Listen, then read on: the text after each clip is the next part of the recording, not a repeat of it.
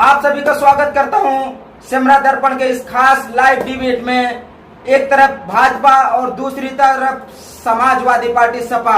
भाजपा से हमारे साथ मौजूद हैं भाजपा नेता अतुल सिंह के प्रतिनिधि दीपू सिंह चौहान और वहीं पर सपा से दिनेश अवस्थी, महामंत्री मंडल जगतपुर ब्लॉक के महामंत्री दिनेश अवस्थी जी। और हम चर्चा करेंगे खास मुद्दे की बात विकास पर। तो सबसे पहले हम शुरू करते हैं क्योंकि भाजपा की सरकार है और भाजपा की तरफ से प्रतिनिधि दीपू सिंह चौहान। और सबसे पहला सवाल दीपू सिंह, ये बताइए कि जैसे भाजपा की सरकार है उत्तर प्रदेश में और आए दिन घटनाएं हो रही हैं, आए दिन बलात्कार हो रहे हैं, आए दिन एक माफिया उभर कर आ रहे हैं और एक संगीन मामले आ रहे हैं। इस पे आपकी सरकार की क्या प्रतिक्रिया है, इस पे आप क्या कहना चाहेंगे? भारतीय जनता पार्टी की सरकार आज उत्तर प्रदेश में है और भारत देश में भी है। हमने भारतीय जनता पार्टी की सरकार केंद्र में हमारी 2 बार पहले थी और फिर से हम लोगों ने पुनः सरकार बनाई। भारतीय जनता पार्टी की सरकार हमारी उत्तर प्रदेश में है। मैं आपको बता दूं कि उत्तर प्रदेश में आज गुंडा राज बिल्कुल नहीं है। बिल्कुल गुंडा जो भी है उन्हें एनकाउंटर करके माननीय योगी जी जो हमारे मुख्यमंत्री हैं उत्तर प्रदेश के, एनकाउंटर करके ऊपर भेजने का काम कर रहे हैं। जैसे ही उत्तर प्रदेश में सरकार बनी, योगी जी ने कहा कि अगर उत्तर प्रदेश का विकास कराना है तो सबसे पहले उत्तर प्रदेश के गुंडाओं से हमें खाली कराना पड़ेगा उत्तर प्रदेश को। उत्तर प्रदेश अगर गुंडा मुक्त हो जाएगा तो विकास भारतीय जनता पार्टी कराने का मुद्दा। बिल्कुल दीपू जी, 1 मिनट रोकना चाहूंगा। जैसा कि रायबरेली की बात करें, रायबरेली में सड़कें नहीं है, बिल्कुल बदहाल जीवन है आम जनमानस का और गड्ढे सड़कों पे हैं, आने जाने में दिक्कत होती है लोगों को। तो इस पे आपकी सरकार ने एक अभियान चलाया था, मुझे याद है, गड्ढा मुक्त सड़क। तो इस पे आपकी क्या राय है कि आखिर वो जो सड़कें हैं रायबरेली की, चाहे मन का सिनेमा वाली रोड ले लें या गोरा बाजार वाली, उस पे आपकी क्या प्रतिक्रिया है? आज उत्तर प्रदेश सरकार बनने के बाद पूरे उत्तर प्रदेश में गड्ढा मुक्त का एक अभियान माननीय योगी जी के द्वारा चलाया गया। और रायबरेली की बात तो करते ही है, पूरे उत्तर प्रदेश की मैं बात करता हूं। पूरे उत्तर प्रदेश में लगातार सड़कों का जो जाल बना दिया गया है, लगातार कोने गली गली में पक्की रोड बना दी गई है। जो बड़ी सड़कें हैं उस पे आप देखते हैं कि मैं रायबरेली की बात करता हूं, इससे ज्यादा तो सड़कों पे काम कभी लगा ही नहीं था। आज भारतीय जनता पार्टी की सरकार बनने के बाद लगातार रायबरेली के कोने कोने की जो सड़कें हैं पक्की हो गई है, उनकी रिपेयरिंग हो गई है। पहले मैं बता दूं, आपको याद दिला दूं, कोई भी सड़क पे कोई व्यक्ति जाता था तो जहां उसको 10 मिनट में जाना था, आधे घंटे का समय लगता था। लेकिन भारतीय जनता पार्टी की सरकार आने के बाद पूरी तरह से सारी सड़कें गड्ढा मुक्त हो गई हैं। मैं बताऊं कि हो सकता है कि रोड अभी हो, उन सड़कों पे भी काम चल रहा है, बहुत जल्द ही सारी सड़कें गड्ढा मुक्त हो जाएंगी।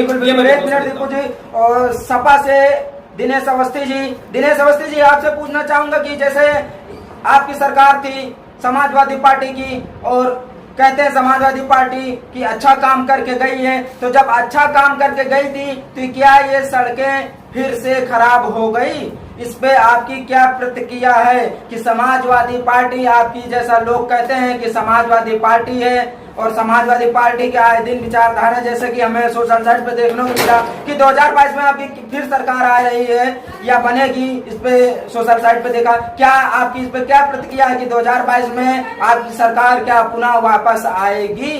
ये हम आपको बता देना चाहते हैं, बड़े भाई हमारे दीपू जी बैठे हुए हैं, ये कह रहे हैं एक इनकी सरकार माननीय योगी आदित्यनाथ केशव प्रसाद उप मुख्यमंत्री जी ने एक गड्ढा मुक्ति का अभियान चलाया। कहीं भी कोई भी रोड अभी ऐसा नहीं है कि इन्होंने पूरी तरह से गड्ढा मुक्त किया हो। गड्ढा मुक्ति के नाम पर खाली पैसा कमाया गया है। जितने भी सरकारी कर्मचारी थे पीडब्ल्यूडी विभाग के, वो खाली गड्ढा मुक्ति के नाम पर पैसा कमाए हैं। आपको बता दें हम कि रायबरेली मामा चौराहे से लेकर के मुंशीगंज तक आए दिन दुर्घटनाएं होती हैं। आज भी वो सड़क पूरी तरह उखड़ गई है। एक गड्ढे की क्या बात किया जाए, पूरी सड़क ही बर्बाद है। यही आप ऊंचा हार के जगतपुर ब्लॉक को देख लीजिएगा। जगतपुर ब्लॉक से सलोन मार्ग पड़ता है, दलमऊ मुरई बाग, जगतपुर चौराहे के जस्ट थाने के सामने आए दिन घटनाएं होती हैं। गड्ढा की बात छोड़िए, पूरी रोड खत्म हो गई। नहीं बिल्कुल, देखिए घटना तो आए दिन होती है। सड़कों की बात करें कि जैसा कि आप की समाजवादी पार्टी सरकार ने, जैसा कि अभी एक मुद्दा चलाया था कि बसपा ने कहा था कि परशुराम की मूर्ति हम बनवाएंगे, समाजवादी पार्टी ने कहा कि हमारी सरकार आएगी तो हम परशुराम की मूर्ति बनवाएंगे। तो आखिर इस अभी तक कहाँ थे समाजवादी पार्टी, अभी तक कहाँ थी जो अब जाके जागी है कि परशुराम की मूर्ति हमारी सरकार आएगी तो बनाएंगे। आखिर ये वोट की राजनीति जनता के साथ छल क्यों किया जा रहा है, इस पे आपकी क्या राय है, बताइए। कोई छल नहीं है। ये परशुराम जयंती आपको याद होगा हमारे मुख्यमंत्री के कार्यकाल में हमारे बड़े भाई विधायक मनोज कुमार पांडे कैबिनेट मंत्री थे, इन्होंने ही पारित कराया था। तो परशुराम बिल्कुल बिल्कुल छुट्टी पारित कराई थी। हाँ। ना कि मूर्ति लगने का प्रस्ताव पारित कराया था दिनेश अवस्थी जी। मैं सवाल ये है कि अगर अब जैसे उस टाइम आपकी सरकार थी, आप सत्ता में थे, उस टाइम आपने परशुराम जयंती का अवकाश घोषित किया था, उसी टाइम आपने परशुराम भगवान की मूर्ति का प्रस्ताव क्यों नहीं रखा, और जो आज प्रस्ताव रख रहे हैं तो ये वोट की राजनीति क्यों? ये वोट की राजनीति नहीं है, सभी लोग जानते हैं।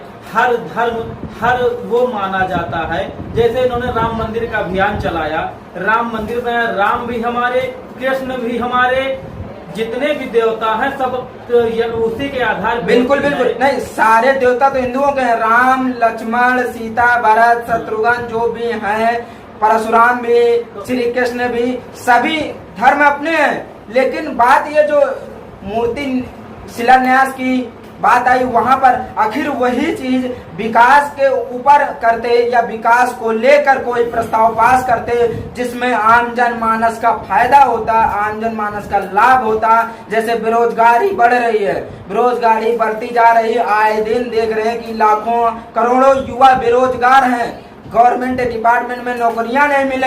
इस पे आपकी सरकार आएगी तो इस पे आपकी क्या विचार है कि आप कितने लोगों को रोजगार देंगे? हमारी सरकार आएगी तो हमारा योजना ये हर भर्ती निकलती है।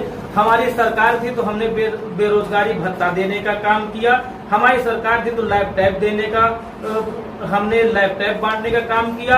500 रुपए हर महिला को पेंशन देने का काम किया समाजवादी की तरफ से। हमारी सरकार थी तो कोई भी किसान दर दर भटक नहीं रहा था। जो आज इस भारतीय जनता पार्टी में परेशान है, यूरिया एक एक दाना यूरिया नहीं है। उस जो यूरिया कभी सरकार में मिली भी तो 5 किलो कट के मिली। हमारी सरकार थी यूरिया फ्री थी, बिजली फ्री थी, नहर का पानी फ्री था। कहीं कोई ऐसी कमी नहीं थी जो इस सरकार में आज किसान जितना झेल रहे हैं उतना कभी भारतीय जनता पार्टी में एक मिनट दिनेश अवस्थी जी, जैसा कि आपने अभी कहा था कि 2022 में आपकी सरकार बनेगी, तो आप ये किस दावे के साथ और किस रणनीति के साथ आप ये दावा कर सकते हैं कि 2022 में आपकी पुनः सरकार बनेगी? आज की ये जनता सब समझ चुकी है। भारतीय जनता पार्टी इस सरकार में इतना क्राइम बढ़ रहा है, आए दिन बलात्कार हो रहा है, आए दिन लूटपाट हो रहा है। क्राइम तो हर सरकार में बढ़ता है, क्राइम तो हर सरकार में होता है। किस सरकार में क्राइम नहीं हुआ, आप हमें ये बताइए दिनेश अवस्थी जी। हमारे सरकार से आप ये सरकार में 10% ज्यादा क्राइम उभर के आया है। अच्छा, इसका आपके पास कोई प्रूफ तो है कि आप सरकार के ऊपर जैसे करें कि क्राइम हर सरकार में है, हर सरकार में होते हैं, घटनाएं होती हैं, ठीक है, तो उस पे नहीं, हम बात विकास की और मुद्दे की बात कर रहे हैं कि युवाओं के रोजगार के लिए अगर आपकी सरकार आएगी तो क्या करेगी? जब हमारी सरकार आएगी तो चाहे वो शिक्षा की भर्ती हो, चाहे वो पुलिस की भर्ती हो, हमारी सरकार में हमेशा निकला है और हमेशा निकलेगी। इस सरकार की तरह जैसे शिक्षा मित्र हुए, शिक्षा मित्र थे, इस सरकार ने एक बांध रख दिया, कोई भी शिक्षा मित्र आज मास्टर बनने के योग्य नहीं रह गया। जी जी, तो आपकी सरकार अगर आएगी तो आप बेरोजगार युवाओं को रोजगार देने का काम करेंगे, राइट जी। अच्छा दीपू जी, ये बताइए कि जैसा कि पिछले 2, 3, 4, 5 वर्षों से कह लें कि कहीं पर कोई भर्ती नहीं निकली है, सरकारी डिपार्टमेंट में युवा बेरोजगार घूम रहे हैं, तो इस पे आपकी सरकार की क्या प्लानिंग है कि युवा बेरोजगार रहेंगे या उनको रोजगार मिलेगा? ये भारतीय जनता पार्टी की सरकार बनने के बाद जहां क्राइम की बात करें भाई साहब, ये मैं बता दूं 2016 में समाजवादी पार्टी की सरकार में एक सर्वे में इनका 14,624 मामले इनके दर्ज थे। आज भारतीय जनता पार्टी की सरकार को जो सर्वे निकाला गया उसमें 10,024 मामले दर्ज हुए, यानी 5,000 हम लोग माइनस कर गए। 5,000 मामले हम लोगों की सरकार में आने के बाद कम हुए। आप कैसे कह सकते हो कि भारतीय जनता पार्टी सरकार में गुंडा राज है? कहीं गुंडा राज नहीं है। पूरी तरह से भारतीय जनता पार्टी गुंडों पे अंकुश लगाए हुए है। और मैं बता दूं, जहां तक आप भर्तियों की बात करते हैं, हमारे भाई साहब कह रहे हैं कि शिक्षा मित्र को तो फर्जी तरीके से आपने समायोजन किया था। आप संशोधन करके समायोजन करते, किसी सरकार की हैसियत नहीं कि निकाल के बाहर कर दे। फर्जी तरीके से समायोजन करके आपने उनके साथ मजाक किया। भारतीय जनता पार्टी की सरकार आई, कोर्ट ने उनको बाहर कर दिया। उसमें सरकार क्या करे? सरकार तो करिए, आप टीटी पास करिए, आप पात्रता परीक्षा पास करिए, आपका समायोजन हम सरकार में करते हैं। तमाम सारे शिक्षा मित्रों ने पात्रता परीक्षा पास किया, आज वो रेगुलर टीचर हैं। बिल्कुल बिल्कुल दीपू जी, 1 मिनट। जैसा कि भाजपा की सरकार है पूरे देश में, भाजपा का प्रधानमंत्री भी है, भाजपा के मुख्यमंत्री भी हैं, और जैसा कि ये आए दिन सोशल साइट पे वायरल हो रहा है कि जो ये सरकारी संस्थानों का निजीकरण किया जा रहा है, तो इसके पीछे क्या युवाओं को रोजगार देने का प्लान है या वैकेंसी या भर्ती निकालने का, या बेरोजगार युवा ऐसे ही बेरोजगार रहेंगे? इस पर आपकी क्या राय है? देखिए, जो तमाम सारे विभागों का निजीकरण किया जा रहा है, इसमें सरकार का अपना मानना है। सरकार चाह रही है कि निजीकरण करके हम व्यवस्था को और अच्छी कर सकते हैं, और अच्छी व्यवस्था को करने के लिए हमारी जो भर्तियां हैं वो सही तरीके से निकल करके उसका हम लोग समायोजन ज्यादा से ज्यादा कर सके, ज्यादा से ज्यादा विभागों में सही काम हो सके, इसके लिए इसका निजीकरण किया गया है। सरकार का मानना है कि हम निजीकरण करके व्यवस्था को बहुत अच्छी कर सकते हैं। सरकार ने इस पक्ष में अपना कदम उठाया है। बिल्कुल, ये आप देख रहे थे लाइव डिबेट महासंग्राम, मुद्दा विकास का और Samajwadi party versus Bhajpa, Bharatiya Janata party Bhajpa का लाइव डिबेट दिखा रहे थे आपको कि मुद्दे की बात विकास की, और वहीं पर सपा का दावा है कि 2022 में पुनः सरकार इनकी समाजवादी पार्टी की बनेगी, और वहीं पर दीपू सिंह चौहान का कहना है कि हमारी सरकार पुनः 2022 में बनेगी, भारतीय जनता पार्टी पुनः सरकार स्थापित करेगी। इस पे आपकी क्या प्रतिक्रिया है? देखिए, भारतीय जनता पार्टी 100% से मैं दावा करता हूं कि 2022 में सरकार में आएगी। भाई साहब कह रहे हैं समाजवादी पार्टी, मैं समाजवादी पार्टी की बात करता हूं।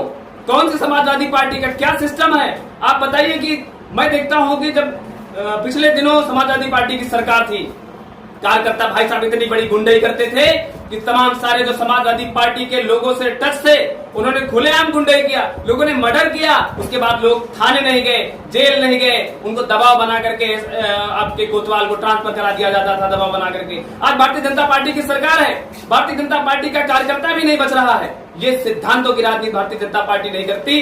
आज गलत जो भी है उसको उसका सजा मिलता है। जब समाजवादी पार्टी की सरकार थी, लोगों के एरिया तय कर दिए जाते थे, लेकिन भारतीय जनता पार्टी की सरकार है, एक आम नागरिक आता है, FIR दर्ज करा के, मुकदमा दर्ज करा के काफी लेके जाता है। ये भारतीय जनता पार्टी की असलियत है। बिल्कुल, और फिर मिलते हैं एक ब्रेक के बाद। देखते रहिए इसी तरह लाइव डिबेट महासंग्राम शो, बात विकास।